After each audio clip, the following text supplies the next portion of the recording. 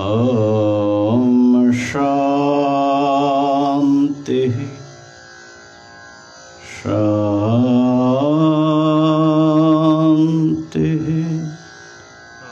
शांति।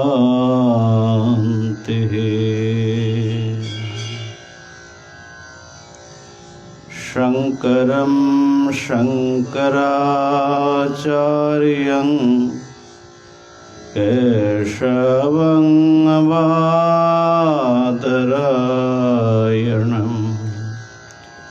सूत्रभाष्यकृतौ वन्दे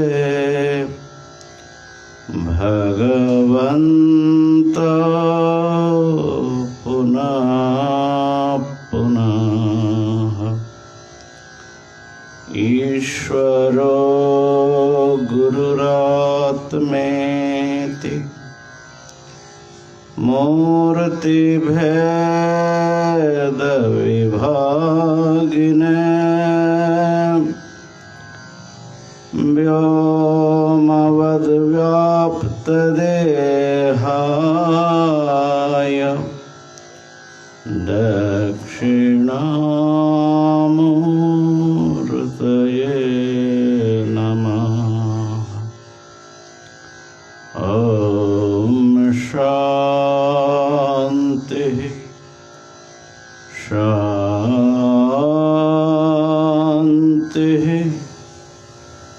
शांति।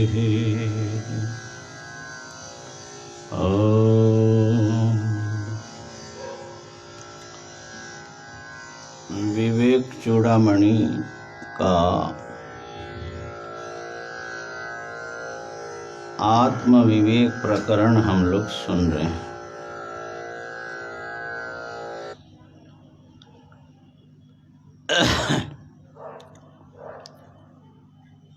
एक 135 तक हुआ ना। न जायते न म्रियते न वर्धते। आत्मा का जन्म मृत्यु वृद्धि आदि जो विकार है वो आत्मा में नहीं है। और इस शरीर के नष्ट हो जाने पर भी आत्मा का विनाश नहीं होता। जैसे कि घट फूट जाने पर भी घट के भीतर के आकाश का विनाश नहीं होता। आकाश के समान एक अविनाशी चैतन्य पदार्थ हैं जो समस्त विकारों से पारे हैं। उस आत्मा का परिचय हो जाने पर व्यक्ति निर्भय हो जाता है। भय तो क्या है, दुख का ही भय होता है। मृत्यु का भय होता है। जो दुखी नहीं है उनको भी भय होता है कि दुख न आ जाए। जो सुखी है उसको भय होता है सुख न चला जाए। तो भय तो भैया प्राणी मात्र का ऐसा लगता है कि स्वभाव में बैठा हुआ है, लेकिन वो कोशिश करता है निर्भय होने का। कैसे निर्भय हुआ जाए, हम लोग भी कोशिश में लगे हैं कि भाई श्रवण मनन आदि करके हो, भजन साधन करके हो, त्याग तपस्या करके हो, हम जो हैं दुख से मुक्त हो जाए और हमेशा के लिए मुक्त हो जाए, माने भय से रहित हो जाए। तो यह है कि अगर अनित्य वस्तु के सहारे हम भय से पार पाना चाहते हैं तो वो तो सफल होगा नहीं। चाहे धन हो, चाहे पद हो, चाहे सम्मान हो, चाहे शरीर हो, अगर वो पदार्थ अनित्य हैं और उसके भरोसे में हमने अपना दांव चलाया तो वो तो कहीं ना कहीं जा कर के किसी न किसी दिन समाप्त होगा, क्योंकि अनित्य है ना पदार्थ। तो जब तक हमें नित्य अपरिणामी, ये जो न जायते म्रियते अक्षर पदार्थ का बोध नहीं होता, तब तक कोई वास्तविक रूप से सुरक्षित हो जाए ऐसा संभव नहीं है।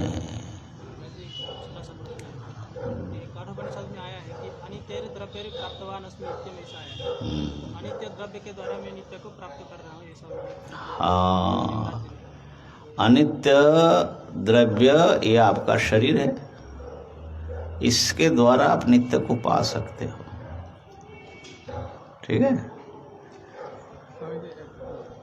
ये जो यहाँ न जायते, न म्रियते, न वर्धते, ये जो आपने बताया है, ये आत्मा के तटस्थ लक्षण से बोल सकते हैं? हाँ, माने आत्मा के लक्षण जो होता है नेति नेति करके ज़्यादातर बताया जाएगा कि उसमें ये नहीं, वो नहीं, ये आत्मा है ऐसा दिखाया तो नहीं जा सकता। तो ये निषेधात्मक लक्षण है। न जायते, न म्रियते, ये तटस्थ लक्षण कह सकते आप। तो और अनित्य द्रव्य से जो यमराज ने प्राप्त किया वो जो है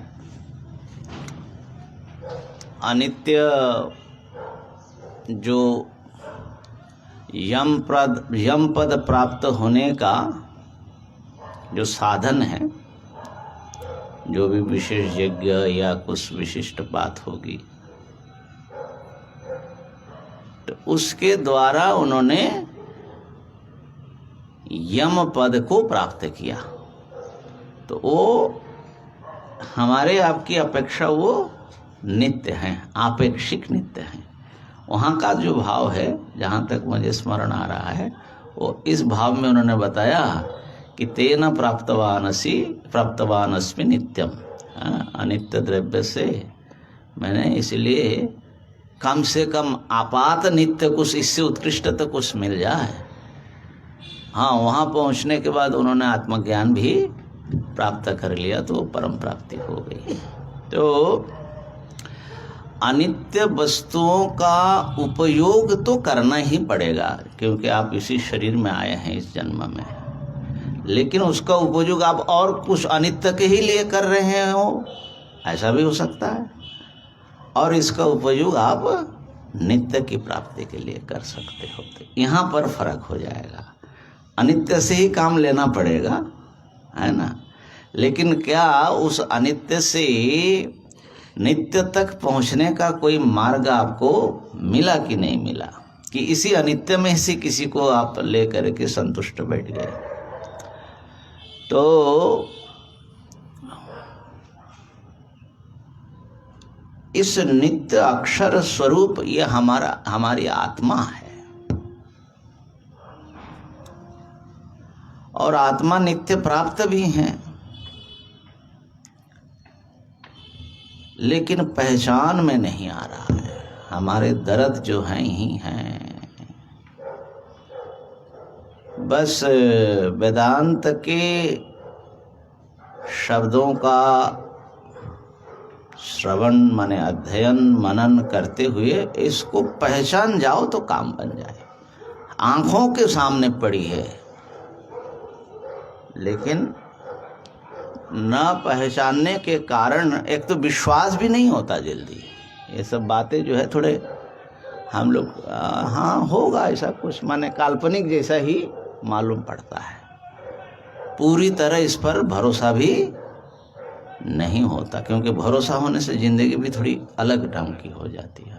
ये आपने जो भरोसा जो काल्पनिक, ये जो पढ़ाई में लगे हैं, गुरु से जो उपदेश ले रहे हैं, जो धर्म के मार्ग में चल रहे हैं, उनके लिए है ना एकदम बिल्कुल, जिन्होंने एकदम सुना ही नहीं। नहीं नहीं, जिन्होंने सुना नहीं उनको तो क्या विचार, हम अपने ही लोगों के लिए कह रहे हैं कि हम सुनते हैं, आपात विश्वास भी करते हैं, ऐसा लगता है, लेकिन गहरे में कहीं जो है उस पर भरोसा नहीं होता। भरोसा नहीं होता तो उसमें क्यों निष्ठा रख, उसी रास्ते में क्यों नहीं, फिर भी ऐसा होता है, क्योंकि भरोसा न होने पर भी, क्योंकि उधर भी पूरा भरोसा नहीं ना है है ना। अच्छा, दूसरी बात है कि प्रलोभन आदि भी बात है। अब जैसे मान लो जिसको ईश्वर के ऊपर पूरा भरोसा है, योगक्षेमम भाव्यहम, तो भजन में लगेगा कि वो अपना सिक्योरिटी का ख्याल रखेगा। कुछ ना कुछ तो संशय है कि पता नहीं भगवान हमारे विपत्ति में काम आएंगे कि नहीं आएंगे, या भगवान पर भरोसा है तो पता नहीं मैं ठीक से उनको पुकार पाऊंगा कि नहीं, ये भी संशय समस्या हो जाती है ना। अपने ऊपर भी अविश्वास आता है ना। भगवान ने तो कहा और उस पर हमको विश्वास भी है, लेकिन हम नहीं कर पाएंगे वैसा अनन्य चिंतन, तब क्या होगा? तब थोड़ा सा अपना काम दूसरे ढंग से चला करके रखे भैया है ना। तो ये बातें जो है अपने मन से ही वो सब समझा जाएगा कि हमारे भीतर क्या है। तो ये जो भरोसा न होना, अविश्वास होना, ये सबको प्रतिबंधक बोलते हैं, जिसको प्रमेय असंभावना दोष है ना, और क्या है, प्रमाण असंभावना, विपरीत भावना, ये सब शब्द से वेदांत में कहा जाता है। तो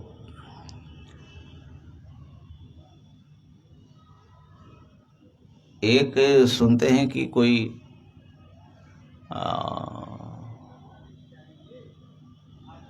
एक जो है पत्थर था, वो मछली बेचने वाली उस पत्थर को अपना वजन के रूप में इस्तेमाल करती थी। तो घूमते घामते कोई जो है व्यक्ति उस गांव, जंगल का गांव था, भिलनी थी, वहां पहुंचा। तो उन्होंने देखा, देख करके वो पहचान गए कि ये पत्थर जो है वो पारखी था, रत्न विशेषज्ञ था, बहुत बेशकीमती हीरा है, माने मिश्रित है, खान से जिसे पहाड़ से निकलता है ना, ऐसा निकल आया, हाँ, बिना काटे। तो उन्होंने कहा कि पत्थर मुझे दे दो। बोले नहीं, ये पत्थर तो मेरा वजन वाला है। तो फिर 10-20 पैसे में उस जमाने में उसने उसको खरीद लिया था, ठीक है। अब दूसरे लोग हंस रहे कि देखो एक पत्थर जो है 10-20 पैसे से खरीद रहा है, अरे भाई 10 किलो मछली ले जा सकता था है ना। अब वो लाया जब शहर में तो उसी का कई करोड़ कीमत हो गया। क्यों? जानने वाले लोगों के बीच में लाया। तो अभी आत्मा जो पड़े हुए हैं ना हमारे सामने, हम लोग ऐसे भिलनी की तरह मछली बेचने वाले मछली का कारोबार करने वाले, मछली माने यही शरीर का, चमड़े का, इसी को सब कुछ मानने वाले। और आत्मा तो पड़ी है आंखों के सामने, पहचानते नहीं है, तो उसका कोई कीमत ही नहीं है हमारे लिए, है ना। तो वेदांत शास्त्र आपको पहचान करने को सिखाता है, ये वेदांत की महिमा है। तो ऐसा वस्तु जिसको पहचान भर लेने से मृत्यु का भय, दुख का भय, सब प्रकार की अपूर्णता छूट जाती है,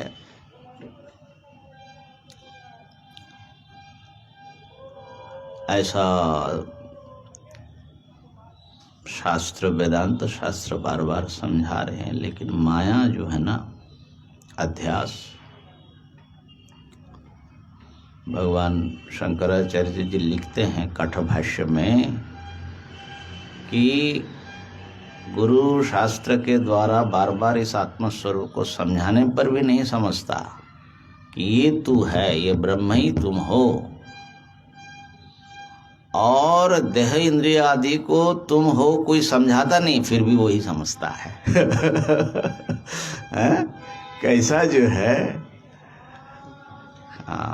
अवश्य ही किसी उस परम देवता के माया से ही लोग ऐसा लिखते हैं, माया से ही सब फंसा हुआ है। तो भगवान की कृपा हो जाए और हमारे ऊपर माया का आवरण थोड़ा सा पतला कर दे, तो ये उस तभी होगा जब आप विवेक विचार इसमें लगे रहोगे, तब ईश्वर की कृपा अवतरित होती है। और माया एक बार हट जाने से फिर दोबारा नहीं आती है, मतलब वो एक बार हटा लिया, ऐसे काव्य और अनंत काल के लिए, बाकी समय के लिए कभी आएंगे। ये कैसे पड़ता है, मतलब माने भगवान जब कृपा करते हैं तो क्या करते हैं, ददामि बुद्धि योगं तं येन माम उपयान्ति ते तेषामेव अनुकंपार्थ महम अज्ञानजं तमः नाशयाम्यात्म भावस्थो ज्ञान दीपेन भास्वता। तो ज्ञान दीप दे करके वो अज्ञान, अनादि अज्ञान माया उसको नष्ट कर देते हैं। क्योंकि मैंने ये कथा सुनी है स्वामी जी, हाँ। सुखदेव जी के जब जन्म लेने वाले थे तो पिताजी को ये कहा, आपने पहले माता जी भगवती को प्रार्थना करिए, माया को उनका पर्दा जब हटा ले और उसी समय में बाहर निकल के आ जाऊंगे। हाँ, क्योंकि तब उन्होंने वैसे किए और उसी समय माया का प्रभाव नहीं था, तो इसलिए अनंत काल के ऐसे कथा मैंने नहीं, माया का ना बहुत सारे पर्दे हैं, बहुत सारा प्रभाव है। कोई एक प्रभाव हटाया, कौन सा प्रभाव हटाया होगा कि ये मेरी माँ है, पिता है, ये जो ममता है इसको हटाया होगा, तभी सीधे चल दिए। ये तो नहीं हटाया कि तुम शरीर ही नहीं हो, जगत मिथ्या है, इतना सब नहीं हटाया, वो थोड़ा थोड़ा हटाता है। माया का भी तो बड़ा लंबा चौड़ा व्यापार है ना भैया। जैसे हमारा जागृत अवस्था में भी एक पर्दा है, हाँ। सुषुप्ति अवस्था में अलग पर्दा है, तो वो थोड़ा पतला पर्दा। हाँ, पतला है कि गढ़ा है पता नहीं, लेकिन जबरदस्त पर्दा है। चलो ठीक है, 135वां श्लोक देखिए। प्रकृति विकृति भिन्ना शुद्ध बोध स्वभावः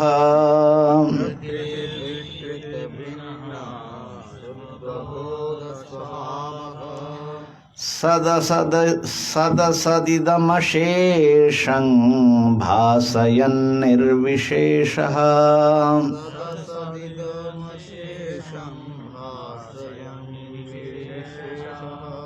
सदसद इदम अशेषम, सदसदिदम, देखो ये हमको भी जरा ठोकर खा रहा हूँ।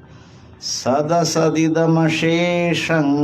भासयन् निर्विशेष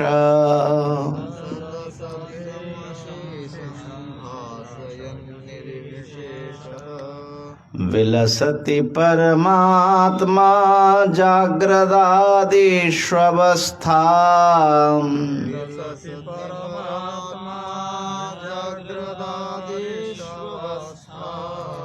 स्वहमहमिति साक्षात् साक्षिरूपेण बुद्धिः।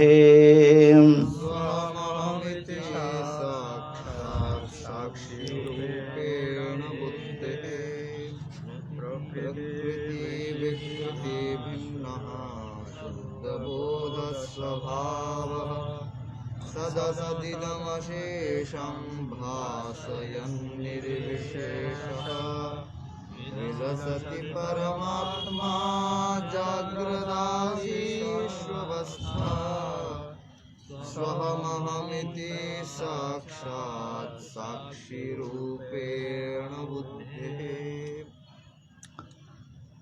हाँ, परमात्मा जो हैं वो किस प्रकार से हमारे लिए प्रकाशित हैं उसको वर्णन कर रहे हैं। प्रकृति विकृति भिन्नः, परमात्मा प्रकृति और उसकी जो विकृतियां हैं उनसे भिन्न हैं। आप लोग सांख्य पढ़े ही हैं। सांख्य में 25 तत्व माना जाता है, 25 तत्व। एक पुरुष है, उसको छोड़ करके बाकी हुआ 24। 24 में एक मूल प्रकृति है। हाँ, और फिर उसके परिणाम होते होते होते होते सारा जगत रूप लिया। तो ये जो सारे जगत रूप में आप देख रहे हैं, चेतन तत्व को छोड़ दिया जाए तो बाकी सब जो जगत है ये एक ही पदार्थ का विकास है। उस पदार्थ को हमारे शास्त्रीय परंपरा में प्रकृति कहा। जगत का मूल उपादान जो जड़ तत्व है उसको प्रकृति कहा। और आजकल विज्ञान की भाषा में हम उसको एनर्जी शब्द से, ऊर्जा शब्द से कह सकते हैं। हाँ, ये है कि एनर्जी का वही मन बना, इंद्रिय बनी, इतना कॉन्सेप्ट तो क्लियर नहीं है विज्ञान में। लेकिन सांख्यों की प्रकृति ही अहंकार बना, महत्त्व बना, मन बना, माने आध्यात्मिक और बाहरी दोनों प्रकार की सृष्टि उसी प्रकृति से हुई है। सांख्यों ने महत्त्व के बुद्धि माने हैं। हाँ, तो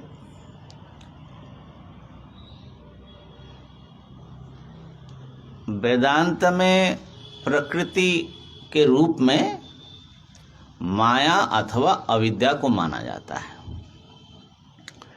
प्रकृति और अविद्या में सब कुछ समानता है। ये भी त्रिगुणात्मक है। ये हम आप लोगों ने विवेक चूड़ामणि के पीछे जो भगवान ने माया समझाया, भगवान भाष्यकार ने, उसमें आपने सुना हो कि माया कैसी है। सन्नाप्यसन्ना ह्युभयात्मिकानो भिन्नाप्यभिन्ना ह्युभयात्मिकानो, ऐसा ऐसा सब वर्णन हुआ।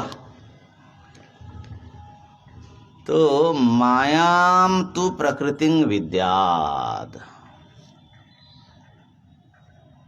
प्रकृति करके एक संपूर्ण स्वतंत्र कोई पदार्थ है, वो अपने ढंग से जगत की रचना करते हैं, ऐसा वेदांत शास्त्र नहीं स्वीकार करता।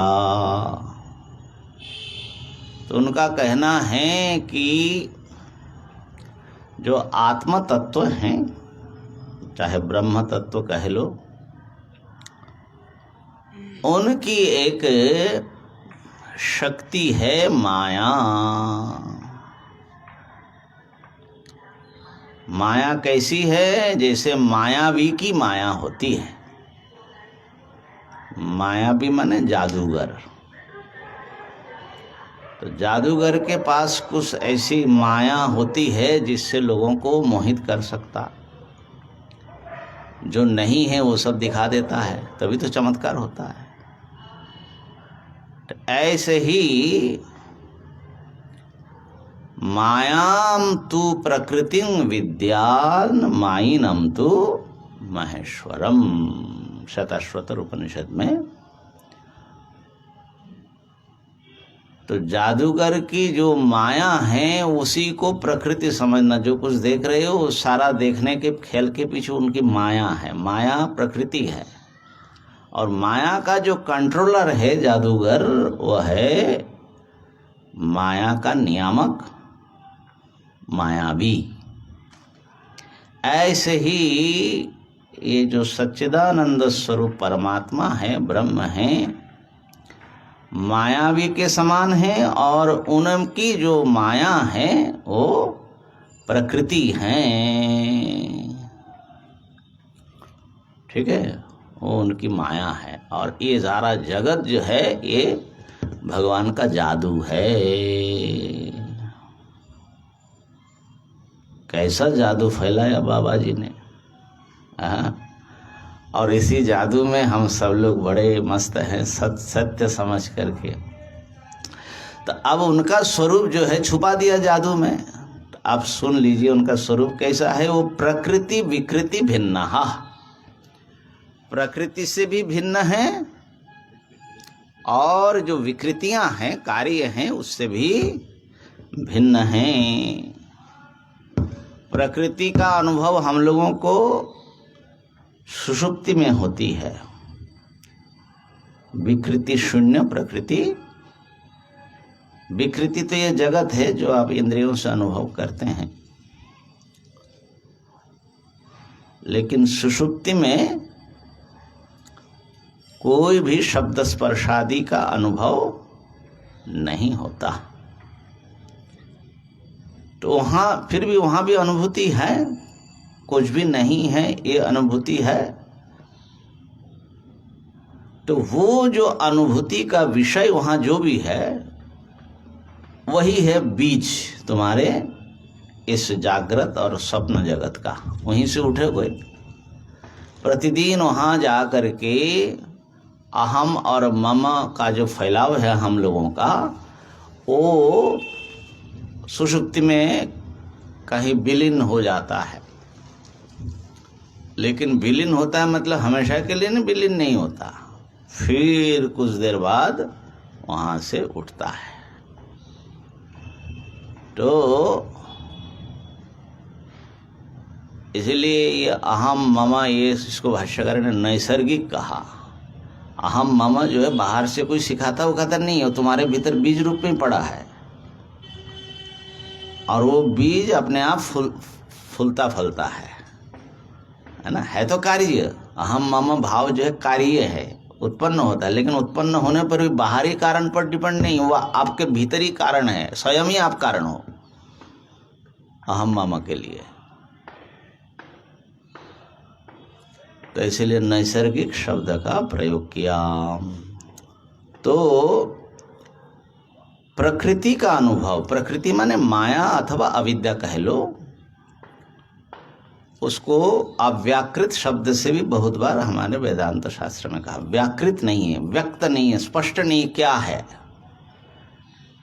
यहाँ जैसे किसी को आप नाम दे सकते, उसका रूप देख करके फलाना चीज़ अलग अलग कर सकते हैं ना, वहाँ पर जो है ये सब एकदम ऐसा स्मैश्ड हो गया, बस कुछ है लेकिन क्या है उसको व्यक्त नहीं कर सकते, इसलिए उसका नाम अव्यक्त है, अव्याकृत है, प्रकृति है, माया है। तो प्रकृति और उसकी जो विकृतियां हैं उन दोनों से भिन्न हैं यह आत्मा। हम लोग विकृतियों में आत्मबुद्धि किए हुए हैं कि ये मैं हूं, और देखो प्रकृति, यदि सुषुप्ति को प्रकृति माना जाए तो स्वप्न को वासनामय सृष्टि मानो सूक्ष्म, और जागृत को स्थूल मान लो। तो व्यष्टि में जैसे हमारे अनुभव में घटित होता है, समष्टि में भी ऐसा ही समझ लो। समष्टि में भी कोई विराट चेतन सत्ता वो जग करके अपने अहम मम को फैलाते हैं और फिर वो जो हैं सो जाते हैं, ऐसा समझ लीजिए, है ना। तो बल्कि ऐसा ही है, भगवान के तथाकथित जागना और सोना, वो सोए सोए भी जागते रहते तुरीय दशा में, वो बात अलग है, लेकिन जो एक औपाधिक रूप है उसमें सोना जागना होता है।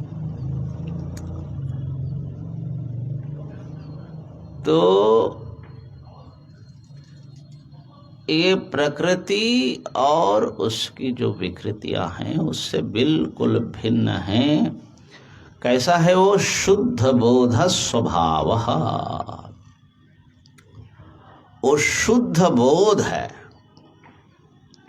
बोध मात्र है। शुद्ध बोध कहने से बोध के साथ में और कोई चीज, बोध के साथ और कौन सी चीज हो सकती है जो मिलावट हो सकता है? तुम्हारे बोध के साथ कुछ मिलावट है? हमारे आपके बोध में क्या मिलावट है? जो बोध नहीं है वो भी मिलावट है। क्या? उसी को तो हम समझ रहे हैं। क्या चीज? बोध में क्या अच्छा, घी में जैसे मिलावट करते हैं तो घी में घी मिलाने से मिलावट होगा कि नहीं होगा? तो क्या मिलाना पड़ेगा? हाँ, तो घी में अघृत पदार्थ मिलाओगे तभी मिलावट होगा। वही चीज को उसी में मिलाने से मिलावट, दूध है उसमें दूध डाला तो मिलावट थोड़ा ही हुआ। तो मिलावट होता है जो है उससे भिन्न कोई चीज उसमें। तो तुम्हारे जो ज्ञान हैं, आपके जो ज्ञान हैं, ये ज्ञान आत्मा नहीं है ये कह रहे, क्योंकि वो शुद्ध बोध नहीं है। तो हमारे ज्ञान में अशुद्धि क्या है? स्थूल रूप में जो अहम रूप में जो देख रहे हैं, समझ रहे हैं, ये मैं यही मिलावट है। हाँ जैसे किसी वस्तु में मिलावट होती है, हाँ, उस मिलावट में वो अवस्तु के साथ वस्तु ऐसा घुल मिल जाता है तो वो दिखता नहीं है। हाँ, वो मिलजुल करके ही दिखता है।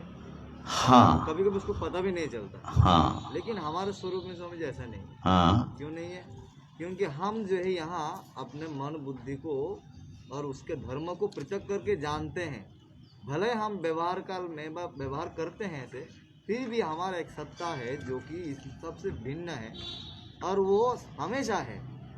इसका कभी विलुप्त नहीं हो रहा है। तो उसका भी ज्ञान है, इन सब का भी ज्ञान है।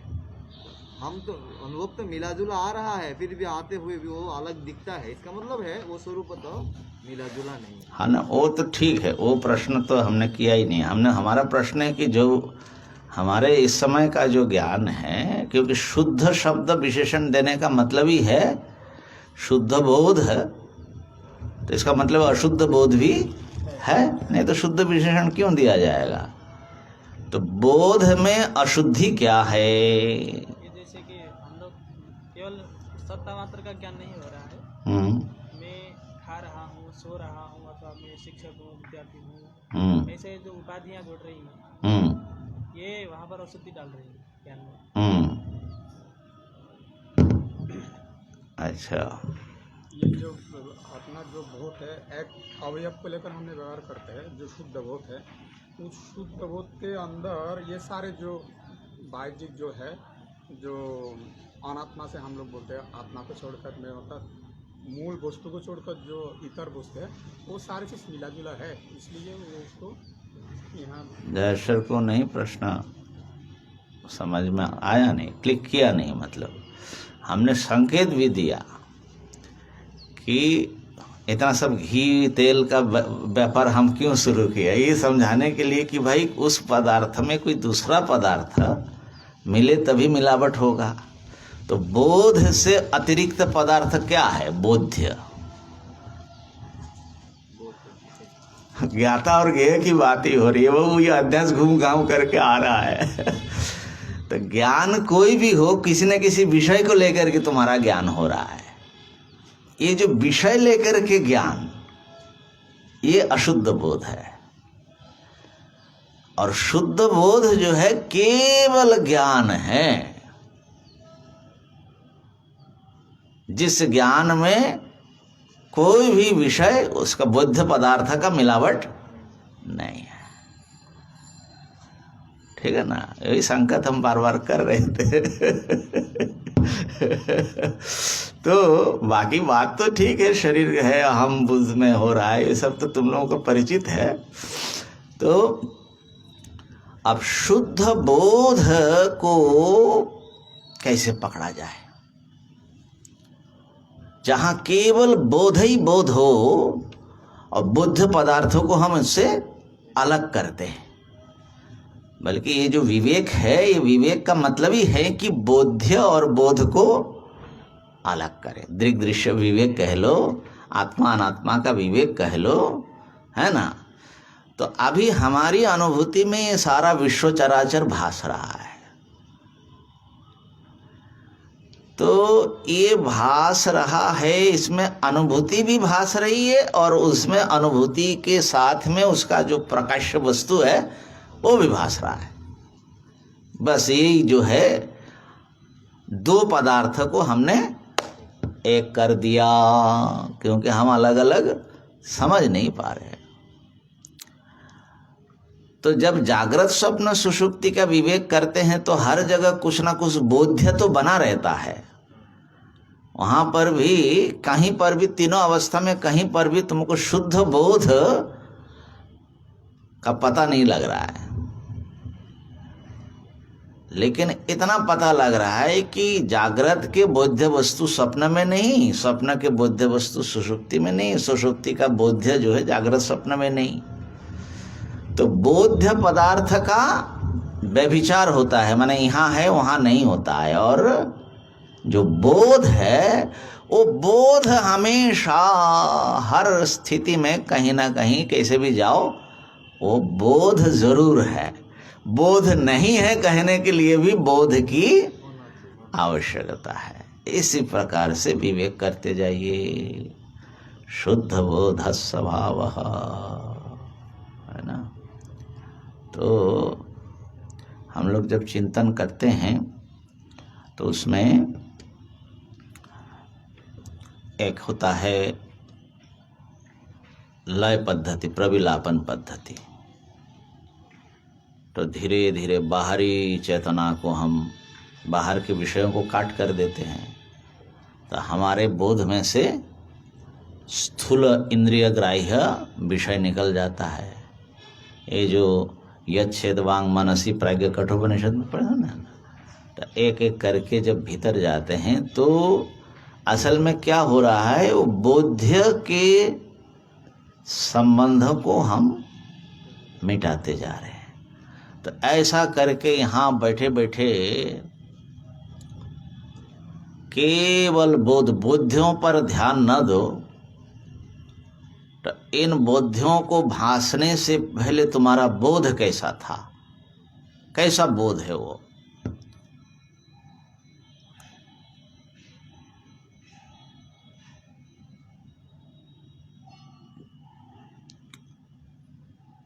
तो शुद्ध बोध जो होगा वो तब शुद्ध बोध समझ में आएगा जब उसमें बोध मात्र है, कोई बुद्धि नहीं है ना।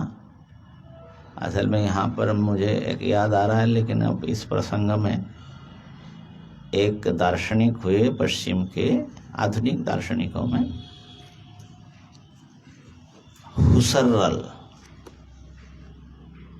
हुसर्रल करके, और उनके दर्शन का नाम है फेनोमेनोलॉजी। लेकिन वो फेनोमेनोलॉजी की प्रक्रिया जो है कुछ अपने इसे पता नहीं, उन्होंने वेदांत तो पढ़ा होगा। ये लोग, समस्या ये है कि हमारी चीज़ पढ़ पुढ़ करके वो अपने ढंग से कहते हैं और फिर अपना सिक्का लगा देते हैं। तो क्योंकि ये 19वीं सदी की हैं तो 17वीं सदी से वेदांत परिचित है, वेदांत बौद्ध दर्शन। लेकिन उन्होंने एक न्यू टेक्निक ये दिया, किसी भी वस्तु का स्वरूप जो है जानने के लिए हम अपनी ओर से उसमें बहुत कुछ मिला देते हैं तो गड़बड़ हो जाता है। तो आप खाली जैसे गिवन है पदार्थ, वैसे गिवन पदार्थ में पकड़ना है। हम अपनी धारणा वरणा सब छोड़ करके जैसा वो हमारी चेतना में प्रदत्त होता है, प्रथम जैसे माने तुमने ये देखा, अब देखते ही क्या होता है, हमारा ये सब संस्कार मिल करके फलाना ठिकाना उपयोगिता ये सब आ जाता है। तो उसके गिवन फॉर्म में पकड़ना है। तो इसलिए बोलते हैं कि थोड़ी देर के लिए दुनिया को स्टॉप करो, ब्रैकेट में डाल दो। शुद्ध चेतना में कैसा है वो, तो कुछ इस ढंग की बात जो है वो लोग अपने अपने ढंग से करते हैं, लेकिन हमारे यहाँ शुद्ध बोध पकड़ने के लिए शुद्ध बोध सदा सदा विद्यमान है ना। आत्मा सदा विद्यमान है। आत्मा चैतन्य सत्ता का ही नाम है। उसी चेतन पर तुम्हारे प्रकृति की पर्दा पड़ी, माया की। उसी पर फिर सूक्ष्म वासनाओं का पर्दा पड़ा, उसी से फिर ये जागृत जगत निकला। तो ये सब उस अधिष्ठान में ही भास रहा है, लेकिन शुद्ध बोध सबके साथ मिला हुआ है और स्वरूप उसका जो है बिल्कुल सबसे अलग है। अच्छा, शुद्ध बोध से क्या हो रहा है महाराज? शुद्ध बोध स्वभाव सद असद इदम अशेषं भासयन निर्विशेषः। ये सत असत जो भी, सत माने यहाँ पर व्यक्त लेना, असत माने सूक्ष्म जगत लेना, अमूर्त। क्योंकि उपनिषद में पृथ्वी जल तेज को सत माने मूर्त और वायु आकाश को अमूर्त असत शब्द से भी कहा। तो जो कुछ भास रहा है अशेषम भासयन, सबको प्रकाशित करता है, लेकिन स्वयं वो जो है निर्विशेष रहता है। सूर्य के प्रकाश लाल को भासित करता है, लाल, नील को नील, सबको दिखाता है, लेकिन प्रकाश जो है किसी के भी धर्म को ग्रहण नहीं करता। वो प्रकाश कैसा है? प्रकाश रूप है। ऐसे ही वो जो है जागृत स्वप्न सुषुप्ति के सारे व्यक्त अव्यक्त जगत को भाषण प्रकाशित करता है, लेकिन वो निर्विशेष हैं। और जो है माने जहाँ कहीं भी विशेषता देखोगे उसको बोध से भिन्न बोध्य प्रकाश्य वस्तु में ही डालना। ऐसे विलसति परमात्मा जागृत आदिषु अवस्थासु, ये तीनों अवस्थाओं में परमात्मा निर्विशेष सबको प्रकाश करता हुआ विलसति माने विलास कर रहे हैं, लीला कर रहे हैं, अपने आप को प्रख्यापित कर रहे सबके साथ। कहा कि लेकिन कैसे प्रकाश कर रहे? कहा कि अहम अहमेति साक्षात बुद्धे है साक्षी रूपेण। ये मैं हूँ निरंतर बता रहा है कि मैं हूँ। हर ज्ञान में हर ज्ञेय वस्तु के साथ में हूँ, मैं हूँ। मैंने जाना बता रहा है। मैं में दो चीज है, एक तो चैतन्य करस पदार्थ है और उसके बल से भासमान जो अंतःकरण है। हाँ, वो तो लेकिन यहाँ पर अहम करके लक्षित कर रहे हैं कि अहम इस अनुभूति में जो चैतन्य का रस तत्व है वो बुद्धि के बल्कि अहंता के साक्षी के रूप में वो निरंतर अपने आप को प्रकाश करता है। प्रत्येक हमारे अनुभव में आत्मा प्रकाशित होते हैं सब प्रकाश होने से, और अनात्मा प्रकाशित होता है उसके द्वारा प्रकाशित होने से। सभी अनुभूति में ये दोनों है, और ये ही इसका जो है रहस्य है। हर एक्सपीरियंस आत्मा तत्व की अनुभूति जो है, कोई कहीं जा करके किसी और जगह पर एक खास प्रकार की अनुभूति है, तो खास प्रकार की अनुभूति नहीं है वो। हर खास अनुभूति में वो बैठा हुआ है जो सामान्य अनुभव रूप है। ये सब एकदम मूल बिंदु है। हाँ जी। और जगह में जो बोध प्रतिबोध मात्र। हाँ, प्रतिबोध मात्रम। ओम पूर्णमदः पूर्णमिदं पूर्णात् पूर्णमादायात् पूर्णमुदच्यते